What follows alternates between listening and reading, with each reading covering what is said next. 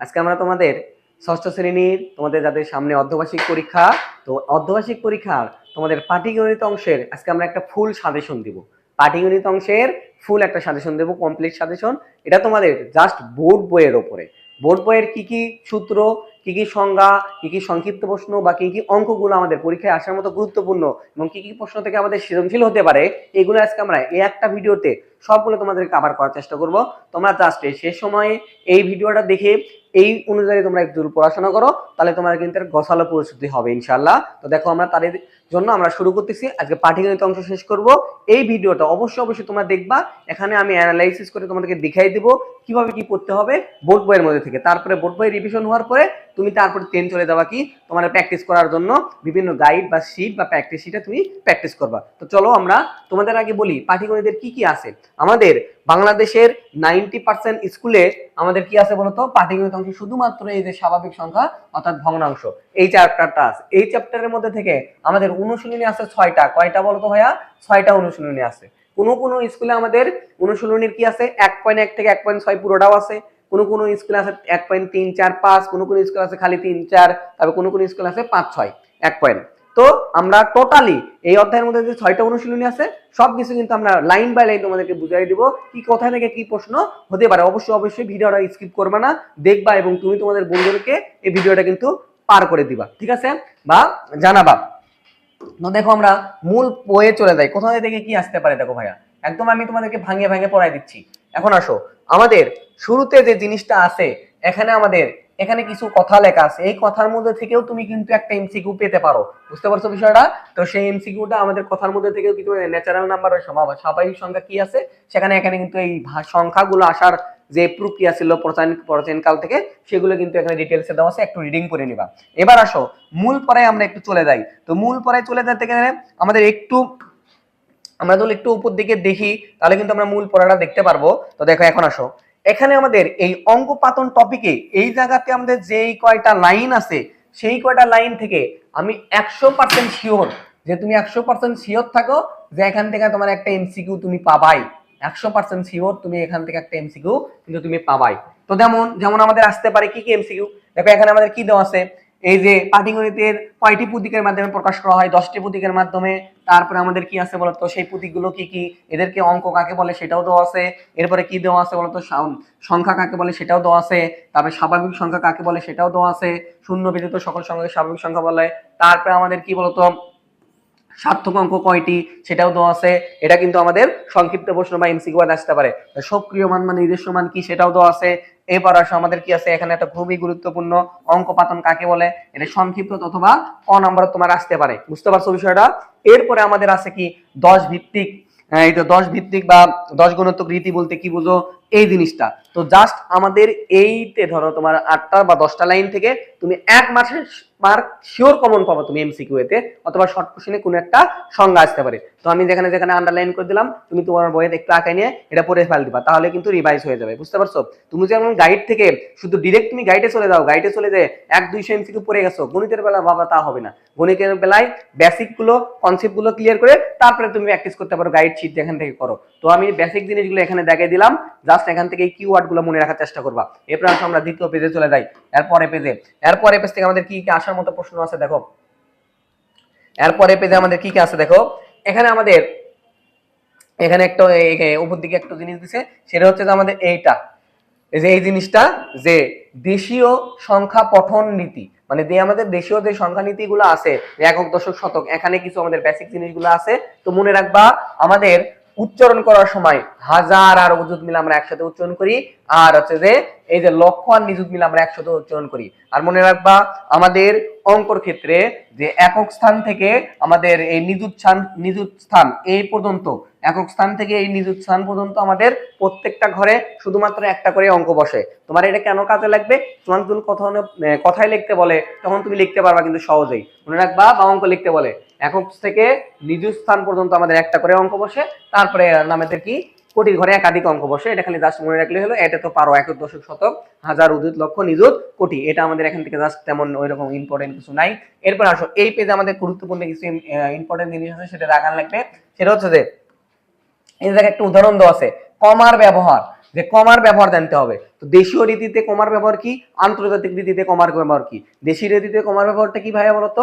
প্রথমে 3 ঘর, তারপরে বাকিগুলো সবগুলো 2 ঘর পর পর। আর আন্তর্জাতিক রীতিতে কমার ব্যবহারটা কি? প্রথমের থেকে 3 ঘর, তারপর 3 ঘর, সবগুলো কি 3 ঘর 3 ঘর করে। জাস্ট এই দুইটা এটা জিনিস জানলে তুমি কিন্তু সহজেই কথায় লেখা এবং অঙ্ক লেখা সহজেই তুমি কিন্তু করতে পারবা। তো আমাদের এখানে কথায় লেখার এই যে আমাদের কমার ব্যবহারটা জানতে হবে। এবার আসো অঙ্ক লেখার পদ্ধতি, তারপরে আমাদের কি এই যে কথা লেখার পদ্ধতি। এবার আসো গুরুত্বপূর্ণ একটা জিনিস দিছে, 7 অঙ্কের বৃহত্তম ক্ষুদ্রতম সংখ্যা। মনে রাখবা, বৃহত্তম সংখ্যা মানে কি সবগুলো 9 হয়, আর ক্ষুদ্রতম মানে কি প্রথমে একটা 1 হবে, সবগুলো 0। ধরো আমার বলছে 5 অঙ্কের বৃহত্তম সংখ্যা, তার মানে 5টা 9 হবে। আর যদি আমাদের 5 অঙ্কের ক্ষুদ্রতম সংখ্যা বলে, প্রথমে একটা 1, তারপরে সবগুলো কি হবে বলতো 0। এটা কোন ক্ষেত্রে? যখন কোনো কিছু দেওয়া থাকে না। এরপরের পেজে আসো, আমাদের একটা জিনিস আছে, সেটা আমাদের দেখো। এই যে দেখো 4 নাম্বার একটা উদাহরণ আছে, এই উদাহরণটা আমাদের পরীক্ষায় কিন্তু আসতে পারে। 4 নাম্বার উদাহরণ কি বলছে? একই সংখ্যা একবার ব্যবহার করে অঙ্কগুলো 6 অঙ্কের ক্ষুদ্রতম ও বৃহত্তম সংখ্যা ব্যবহার করো। তো এখানে আমাদের কি দেওয়া আছে ভাইয়া? এখানে তো আমাদের অঙ্ক দেওয়া আছে, তখন তো আমাদের ধরে লওয়া লাগছে 9 বা 1। যখন মনে রাখবা, যখন দেওয়া থাকবে তখন আমাদের ওগুলাকেই আমাদের সাজাতে হবে, আর যখন দেওয়া থাকবে না তখন আমাদের বৃহত্তম মানে 9, ক্ষুদ্রতম মানে 1, তারপরে বাদ বাকিগুলো কি বলতো 0। তো এখন দেখো ভাই, আমাদের বলছে শুধুমাত্র একবার ব্যবহার করে। তো এই যে এখানে যে আমাদের 8টা সংখ্যা 6টা সংখ্যা আছে, এই 6টা সংখ্যা বৃহত্তম মানে বড় থেকে আস্তে আস্তে ছোটর দিকে যাবা, আর ক্ষুদ্রতম মানে কি ছোটর দিকে আস্তে আস্তে বড়র দিকে যাবা। কিন্তু মাথায় রাখবা, শূন্য কখনো আগে বসে না, শূন্য কখনো আগে বসে না। তো দেখো আমাদের এখানে বড় কি আছে আমাদের, তাহলে কি হবে 8, তারপরে কি হবে 7, তারপরে 5, তারপরে 4, তারপরে 3, তারপরে কি হবে বলতো 0। আর তুমি ক্ষুদ্রতম বানাতে থেকে এটাই খালি বিপরীত হবে, কিন্তু 0 আগে বসবে না। তাহলে 3, 0, 4, 5, 7 কত বলতো 8। এটা আমাদের কিসের বলতো? বৃহত্তম সংখ্যা, ক্ষুদ্রতম সংখ্যা কিন্তু হয়ে গেল। তুমি এইভাবে করতে পারো, এখানে দেওয়া আছে। আচ্ছা, এরপরে আমাদের আর কি আছে? তো যদি আমরা উপর দিকে উঠি তাহলে দেখতে পাবো, এরপরে আমাদের এখানে কি আছে বলতো? বলছে আন্তর্জাতিক আন্তর্জাতিক গণনা পদ্ধতি। এখন আন্তর্জাতিক গণনা পদ্ধতি কি ভাবে বলতো? একক, দশক, শতক, এই তিনটা শিখে আছে। এরপরে হাজার, এরপরে কি হয় বলতো? মানে মিলিয়ন, তারপরে কি হয় বলতো? বিলিয়ন। এই ক্ষেত্রে আমাদের এই 3টা ঘরে আমাদের কি বসে বলতো? একটা করে অঙ্কই বসে।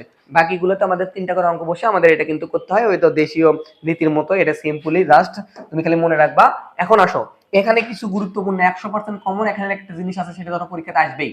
এটা কি আসবে বলতো? পরীক্ষায় আসবে, এখান থেকে মিস নাই, কোনো মিস নাই ভাইয়া। দেখো আমাদের এই যে এখানে যে জিনিসটা দেওয়া আছে, এটা আমাদের অবশ্যই অবশ্যই জানতে হবে। যে এখানে দুটা, যে 1 মিলিয়নে কত বলতো? 10 লক্ষ। এখান থেকে তুমি একটা এমসিকিউ পাবা, 100% এমসিকিউ পাবা। সেটা হচ্ছে যে এই যে এখানে যে কটা আছে, এটা আমাদের জানা লাগবে। 100% এমসিকিউ কমন। সেটা হচ্ছে যে 1 মিলিয়ন সমান 10 লক্ষ, 1 বিলিয়ন সমান 100 কোটি। এই দুটো জিনিস মাথায় রাখলে কিন্তু একটা কিন্তু 1 মার্ক তুমি কমন পাওয়া। কিভাবে আসবে দেখেন, প্রশ্ন দিছি যে 5 বিলিয়ন মিলিয়ন সমান 5 মিলিয়ন সমান কয় লক্ষ। তো আমরা তো জানি 1 মিলিয়ন সমান 10 লক্ষ, তাহলে 5 মিলিয়ন 5 10 50 লক্ষ। এরপরে আমাদের কি বলছে? 500 কোটি সমান কত বিলিয়ন। আমরা জানি 100 কোটি সমান 1 বিলিয়ন হয়, তাহলে ভাগ করলে আমাদের হয়ে যাচ্ছে। তো এরকম সংখ্যা চেঞ্জ করবে, 5 এর জায়গায় 7 দিবি, 500 জায়গাতে 1000 দিবি, দিয়ে তোমাকে করতে বলবি। জাস্ট তাহলে তুমি এখান থেকে এই দুটো জিনিস মুখস্থ রাখবা, তাহলে কিন্তু তুমি 100% শিওর একটা এমসিকিউ আর শর্ট কোশ্চেন কিন্তু কমন পেতে পারো। বুঝতে পারছো কি এটা? ক্লিয়ার? আচ্ছা ঠিক আছে। এরপরে আসো আমরা, এরপরে পেজে কি কি আছে আমাদের দেখো। এখানে আমাদের কি আছে বলো তো বাবা? অনুশীলনী আছে। এখানে আমাদের অনুশীলনী দিছে। তো অনুশীলনীতে আমাদের কি আছে দেখো, অনুশীলনী অঙ্কগুলো আমাদের তেমন গুরুত্বপূর্ণ কি তেমন বিষয় নাই। তো এখানে আমাদের দেখো, আমাদের দিছে অঙ্ক লেখো, এরপরে দিছে আমাদের কথায় লেখো। এখন আসি একটু নিচের দিকে যাই, আমাদের এখানে কয়েকটা অঙ্ক আছে, এই কয়টা খুবই গুরুত্বপূর্ণ। সেটা হচ্ছে এটা একটা, তোমার এখানে শর্ট কোশ্চেন আসতেই পারে, যাদের 1.1 আছে পরীক্ষায়, এর শর্ট কোশ্চেন আমাদের আসতেই পারে। নিচের সংখ্যাগুলো থেকে সকল সার্থক অঙ্ক আছে, যে সকল সার্থক অঙ্ক আছে তাদের স্থানীয় মান বের করো। তার মানে তুমি তো স্থানীয় মান পারো, একক, দশক, শতক ছোটবেলা তো করছো, এরকম এরকম করে একক, দশক, শতক দিয়ে করো নাই। তো ওটাই জাস্ট শুধুমাত্র তুমি যেখানে যেখানে শূন্য আছে এটা তুমি মনে মনে হিসাব করবা, কিন্তু সেটা করে দেখাবা না। এটাকে আমাদের কি বলে বলতো? সার্থক অঙ্ক, স্থানীয় মান, এটা পারবা। এখন আসে এখানে কি বলছে? 9 অঙ্কের বৃহত্তম সংখ্যা, 9 অঙ্কের ক্ষুদ্রতম সংখ্যা, এটা তো আমরা শিখাইলাম। এরপরে কি বলছে? মাত্র একবার ব্যবহার করে বৃহত্তম, ক্ষুদ্রতম। এরপরে এখানে দেখো একটা ইন্টারেস্টিং প্রশ্ন দিছে, এটা তোমাদের এমসিকিউতে আসতে পারে, তো একটু মাথায় রাখো। দেখো এখানে সহজ কিন্তু একটু প্যাচ দিছে। কি বলছে?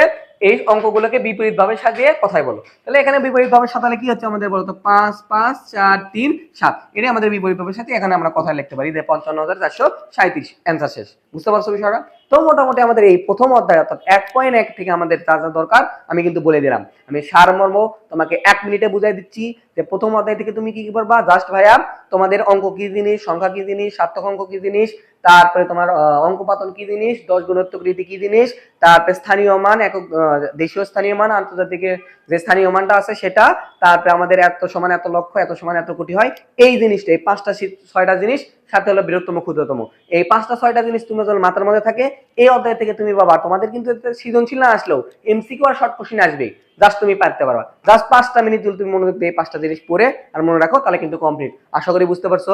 তো এই ভিডিওতে আমরা যে এই 1.1 যে সাজেশনটা দিলাম, তোমরা অবশ্যই এই জিনিসটা ফলো করে বাসায় প্র্যাকটিস করবা, তাহলে 100% ইনশাল্লাহ পরীক্ষাতে ভালো করতে পারো। আমরা নেক্সট ভিডিওতে 1.2 সম্পর্কে আলোচনা করব। অবশ্যই তুমি আমাদের যদি প্রাইভেট ব্যাচের স্টুডেন্ট হয়ে থাকো, যদি আমাদের অফলাইন ব্যাচের স্টুডেন্ট হয়ে তোমাদেরকে বোঝানো হয়েছে, যদি অনলাইনে স্টুডেন্ট হয়ে তোমাদেরকে বোঝানো হয়েছে, আর তোমরা যদি বাইরের কোন স্টুডেন্ট হয়ে থাকো আমাদের, তো আমাদের চ্যানেলটা অবশ্যই সাবস্ক্রাইব করবে এবং তোমার বন্ধুদেরকে মেনশন দিবা। আমার তারা প্রাইভেট ব্যাচ অফলাইন অথবা অনলাইনে আছো, তারা অবশ্যই এই ভিডিও নিচে কমেন্ট করে জানাবা, স্যার ভিডিওটা আমি দেখছি। অবশ্যই।